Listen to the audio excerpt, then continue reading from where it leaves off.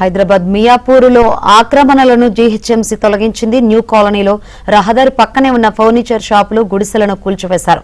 ముందస్తు సమాచారం ఇవ్వలేదని బాధితులు ఆందోళనకు దిగారు. దీంతో పోలీసు బందోబస్తు మధ్య ఆక్రమణలను జీహెచ్ఎంసీ సిబ్బంది తొలగించింది.